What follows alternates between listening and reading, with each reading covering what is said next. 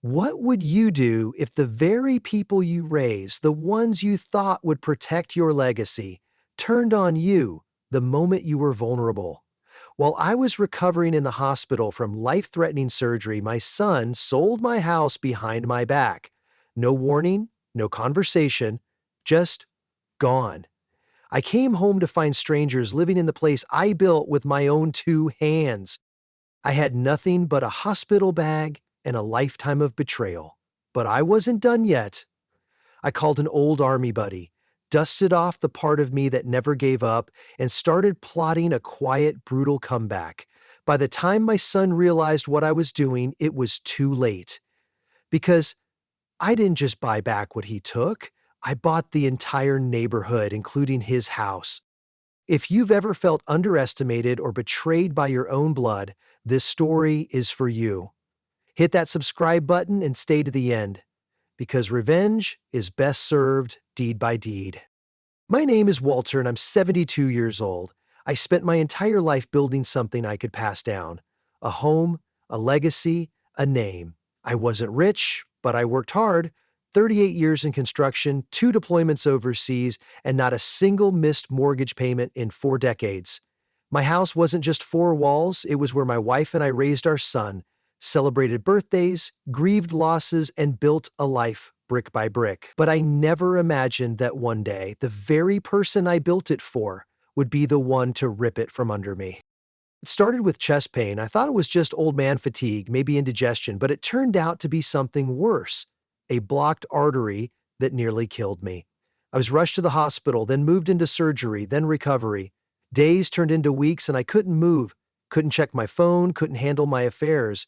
I trusted my son Derek to take care of things. He had power of attorney, and I had no reason to doubt him. We weren't always close, but he was blood, family, my only child. I thought that meant something. When I was finally discharged, I was still weak, but relieved to be heading home, or so I thought. My cab pulled up to the house, and I froze. There were moving boxes on the porch. The furniture was different, and when I rang the bell, a stranger opened the door. She looked at me like I was some lost old man. "Sir, I think you have the wrong address," she said. I nearly collapsed. My name was no longer on the deed. My house had been sold. And my son? Nowhere to be found. The cab driver had to help me back into the car. I couldn't speak, I couldn't breathe. My hands were shaking like I'd just come out of the war zone again. I asked him to drive me to the nearest motel, but even that felt like a betrayal. To be homeless in a city where every nail and every sidewalk had once felt like mine. I sat on that creaky motel bed, staring at the peeling wallpaper, trying to process the impossible. How could Derek, my only son, do this to me? I called him. Again and again, straight to voicemail. Then I called my lawyer. That's when I learned the horrifying truth. Derek had used the power of attorney I'd signed before my surgery to transfer the house into his name and then sold it for a quick profit. Legally, he'd done nothing wrong. Morally, he'd shattered the last piece of trust I had in anyone. The house sold while I was lying unconscious in a hospital bed. The same house I had built with my own hands. The same house where I held my wife's hand when she died. I didn't cry. I didn't scream.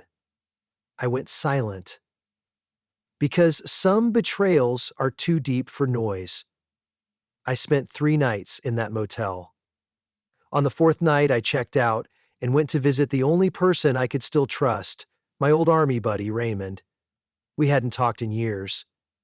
But when he opened the door and saw me standing there with nothing but a hospital bag and the clothes on my back, he didn't ask questions and he just said, "Come in." What I didn't realize then was that I had just stepped into the beginning of a new chapter, one that would change everything, not just for me, but for Derek too. Raymond didn't press me for details that first night. He gave me a warm meal, a clean bed, and something I hadn't felt in weeks: dignity. But the next morning, over black coffee and the smell of bacon in his tiny kitchen, I told him everything. Every ugly detail, from the hospital bed to the betrayal. Raymond didn't flinch. He just nodded, listening like the soldier he'd always been. And when I finished, he leaned back and said, So, what are you gonna do now, Jack? I didn't have an answer. Not yet. I was 67 years old, recovering from surgery, and had just lost everything I'd built. But something in his voice, calm, firm, familiar, lit a fire in me I thought had long gone out. You don't rebuild a life, Raymond said. You build a new one. And if anyone can do that, Jack, it's you. That same afternoon, we drove around the neighborhood where I used to live, my old street, my block. It was like time had slowed down and I was staring at a life that no longer belonged to me. I saw a moving truck in front of my old house. That was Derek's doing. He'd sold it to some young couple, probably told them his dad had passed. Ah, I should have looked away, but I didn't. I stood there across the street watching them unpack their dreams into the walls I once painted by hand. And that's when the idea struck me. If they could sell my house out from under me, maybe I could take something back. Maybe not just my dignity, but control. I didn't want revenge. I wanted peace. But sometimes peace comes at a price, and I was ready to pay it. Raymond looked at me and raised an eyebrow. You thinking what I think you're thinking? I smiled for the first time in weeks. Yeah, I think I'm gonna buy the whole damn block. Raymond didn't laugh. He didn't blink. He just said, then let's get started. That's the thing about war buddies. You survive enough together and trust becomes instinct. We spent the next week building a plan. I knew I couldn't walk into a bank with hospital discharge papers and get a loan, but Raymond, he had connections, years of quiet investments, real estate contacts, people who still owed him favors, and now they owed me too, by extension. Raymond made a few calls and suddenly doors began opening. We started small. A duplex on the far end of the block came up for sale. Owner was tired, wanted to retire. I didn't even visit it. I just bought it. Cash, thanks to a loan from one of Raymond's contacts who believed in second chapters. Then a vacant lot, then another house, run down but solid bones. All within weeks, all in cash. And as I signed each deed, I felt the weight of betrayal turn into momentum. They'd thrown me out of my own life. Now I was buying my way back in, one lot at a time. I didn't tell anyone. Not even Derek, especially not Derek. I wanted to watch him live in that house thinking he'd won, thinking he was finally free of the old man who'd held him back. I wanted to see how far he'd go before the truth caught up. Because the truth always does. One of the houses I bought shared a fence with my old backyard. Every morning, I'd sip my coffee just out of sight, watching him step out, water the grass, wave to neighbors like he belonged there. He looked proud, settled, like he'd built something. But I knew better. He was living in a house he'd stolen, sold while I was unconscious. Raymond called it poetic. I called it preparation. Because soon enough, I'd own more than just a few houses. I'd own the block. I wasn't building revenge. I was building legacy. And this time it was mine. Earned, brick by brick, not handed to anyone. Especially not to someone like Derek. The day I saw the for sale sign go up on the house right next to Derek's, I felt something shift. It wasn't just real estate anymore, it was chess. That house had a view directly into the backyard of what used to be mine, and I knew Derek would want it for privacy, maybe for expansion. He wouldn't dare ask me, of course. He had no idea I was the buyer snapping up properties left and right. But I could see the tension in him when he noticed someone touring the place. That someone was me. In disguise? No, just quiet. I didn't approach, didn't wave. I let the silence do the work. I let curiosity eat at him. Meanwhile, Raymond and I were working with a small contractor team, veterans, like us, men who believed in rebuilding more than just homes. Every house we bought, we renovated, made them beautiful, made them valuable. The neighborhood started changing, and fast. People began noticing. Who's behind all this? They'd ask. Derek was too busy enjoying his stolen castle to see the foundation shifting beneath him. I never set foot in my old house again, not since the hospital. I couldn't, not yet. It would have felt like giving in. But I knew every inch of that home. I could see where my tools used to be, where I'd planted the fig tree for Martha, God rest her soul. I saw him chop it down, said it blocked the sunlight. That was the moment I stopped feeling conflicted about my plan. I wasn't just reclaiming my dignity, I was protecting my past, preserving what mattered. Martha would have told me to forgive, but she also would have known I needed to finish this. For her, for me, Raymond pushed me to buy 2 more lots, empty, overgrown, forgotten by this city. We had them cleared and broke ground on 2 duplexes, modern, clean, sustainable. My name wasn't on the signs, but my vision was in every blueprint. I didn't care about the money, not really. I cared about the statement. You tried to erase me, and instead, I became impossible to ignore. The city started whispering. People talked at the hardware store, at the diner, even at the post office. Did you hear? Someone's buying up everything on Birch Avenue. But no one suspected me. Not the man they thought was quietly fading away after a long surgery and a family betrayal. Even Derek, with all his pride, never considered that his own father was the one rebuilding the block around him. That changed the day I pulled up in my truck to oversee the renovations on the duplexes. Derek came out of my old house, his house now, with that same entitled walk, his phone pressed to his ear. He stopped cold when he saw me. No words, just a long, frozen stare. I didn't speak either. I let the silence hum between us. I could feel his brain scrambling. He looked at the new foundation being poured, the crew calling me boss, and suddenly he wasn't in control anymore. He tried to play it cool, asking if I was helping someone. I just smiled and said, "Helping myself." He didn't like that. Not one bit. Raymond and I met later that evening, finalizing the purchase of the last home on the block. It was a foreclosure, abandoned, run down, and cheap. But with the renovations we had in mind, it would become the crown jewel. That night, we sat on the porch, sipping iced tea like we used to in our youth. He said something I won't forget. "You're not just rebuilding houses, Henry. You're rebuilding your name." And it hit me. That was exactly what I was doing, taking back every piece of myself they'd tried to sell, silence, or forget. I wasn't angry anymore, not in the way I used to be. The pain had turned into precision. I wasn't doing this for revenge. I was doing it to remind myself that I still mattered, that a man's value isn't decided by how others treat him, but by what he chooses to do when he's at rock bottom. And brick by brick, block by block, I was rising again. The news finally broke in the local paper. A headline read, "Veteran buys back his block. Community cheers for second chances."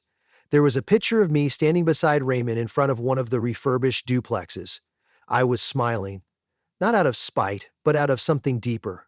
Pride, peace, the kind of peace that only comes when you stop chasing revenge and start building something for yourself. I didn't think much of it until the phone started ringing. Reporters, neighbors, even people I hadn't spoken to in years wanted to talk. But one call stopped me cold. It was Derek. He didn't even say hello, just launched into a bitter monologue. "So you're the one behind this whole circus. You couldn't just let it go, could you?" His voice was sharp, rattling with insecurity masked as arrogance. I listened quietly, letting him spiral until he finally asked the question he was really scared of. "Are you planning to take the house back?" I took a slow breath and told him, "I don't need that house anymore. I've already got something better. I have legacy." That stunned him into silence. And I meant every word. My goal was never to humiliate him. It was to reclaim to what was mine, not the house, but my dignity. The man he tried to erase had risen from that hospital bed and built something no one could steal. Derek thought he had buried me when he sold my house, but all he did was plant me. And I grew. I walked through the neighborhood that evening. Children rode bikes past fences I had paid to fix. Windows gleamed in the sunset, families laughed on porches, and every piece of it had my fingerprint. That's what mattered, not what I had lost, but what I had built. And the next chapter wasn't about revenge anymore. It was about legacy. A few weeks later, I received an invitation I never expected. Derek was hosting a neighborhood barbecue. At first, I thought it was some sort of joke, but the address confirmed it was happening right at the house he bought with my stolen money. My house. The one I had built a life in before he snatched it from me. I stared at that invitation for a long time, unsure whether to rip it up or laugh, but then something in me settled. I wasn't angry anymore, not really. I had already won, so I showed up. People were surprised to see me. Some whispered. Derek's new wife, Amanda, greeted me like nothing ever happened, handing me a cold drink and pretending we were old friends. Derek tried to act casual, but I saw the flicker in his eyes, the discomfort, the realization that I was no longer the man he had power over. We talked for a moment, shallow and forced, before he blurted, "So, you own a lot of property now." His tone was careful, like he didn't want to admit how much he'd heard. I just nodded. Enough. The tension hung thick in the air, and I noticed how many guests drifted toward me instead of him. One man even thanked me for renovating his rental. Another offered me a handshake for bringing safety back to the block. The irony wasn't lost on me. In trying to push me out, Derek had made me the heart of the neighborhood. I didn't need to take his house back. I had taken back my place in the world, and he knew it. As the sun began to set, I quietly slipped away, walking past each property I now owned. My steps were slow but steady. Every brick, every shingle, every family living a better life on this block, that was my silent victory. Derek could host all the barbecues he wanted, but the foundation beneath his feet, that was mine. The next morning, I sat on the porch of one of my properties, not my original house, but one I'd come to love even more. The sunrise painted gold across the rooftops I now owned, and I took a slow sip of coffee as the warmth of the cup settled into my hands. There was a time not long ago when I woke up to IV drips and hospital ceilings, wondering where I would go, what I would do, if I even mattered anymore. But life has a way of testing you just before it gives you the chance to rise. I had spent most of my life giving to my son, to my late wife, to everyone around me. But when Derek sold my house while I was fighting for my life, it shattered something. Not just trust, but the illusion that love always protects. I had to rebuild not just my future, but my belief in my own worth. And brick by brick, deed by deed, I did. So I didn't seek revenge in the way people expect. There were no angry confrontations, no screaming matches, just action. Quiet, powerful, unstoppable action. And now, my son lives in a home surrounded by neighbors whose lives I've touched, with safer streets, better homes, lower rents. He can pretend nothing happened, but every time he walks out his front door, he's reminded, I'm not gone. I'm not broken. I've built something bigger than he ever imagined. Do I regret what happened? Sometimes, but not because of the outcome. I regret trusting someone who chose greed over blood. Still, maybe that betrayal was necessary, because without it, I wouldn't have become the man I am now. Not just a survivor, but a builder, a protector, a quiet force of change. If you've ever been pushed out, betrayed, or underestimated, I want you to know this. You don't have to fight loud to win. Sometimes, the best revenge is the life they never saw coming. Thank you for listening to my story. If it resonated with you, hit that like button, subscribe, and share this with someone who needs a reminder that it's never too late to take your power back. Your next chapter is still unwritten. Make it count.